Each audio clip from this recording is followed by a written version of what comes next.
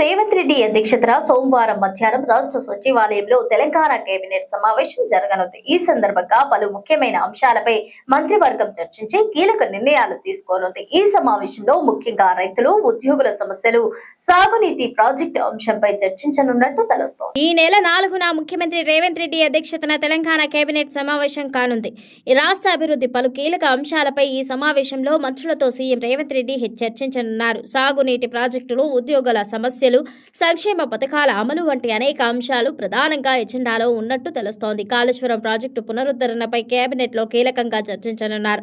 Project భవిష్యత్తు, సాంకేతిక అంశాలు, అవసరమైన మార్పులపై దృష్టి సారించనున్నారు. అదే సమయంలో తుమ్మిడిహెట్టి ప్రాజెక్టు నిర్మాణంపై కూడా చర్చించనున్నారు. మహారాష్ట్ర ముఖ్యమంత్రితో భేటీ ఆ అంశం నేపథ్యంలో తదుపరి చర్యలపై చర్చించనున్నారు. ప్రభుత్వ ఉద్యోగుల సమస్యలు, పెండింగ్ డిమాండ్స్ పై కేబినెట్ చర్చించనున్నారు.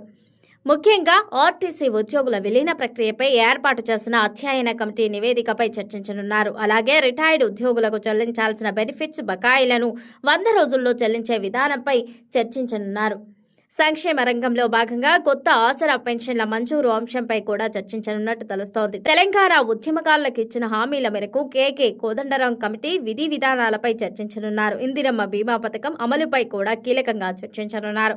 అలాగే డబుల్ బెడ్రూమ్ ఇండ్ల నిర్మాణంపై తీసుకోవాల్సిన చర్యలపై చర్చించనున్నారు. ఈ అంశాలతో పాటు ఇతర పరిపాలనా అభివృద్ధి విషయాలపై కూడా కేబినెట్లో చర్చించనున్నారు. ఈ సమావేశం రాష్ట్ర పాలనలో కీలక నిర్ణయాలకు దారితీసే అవకాశం ఉంది.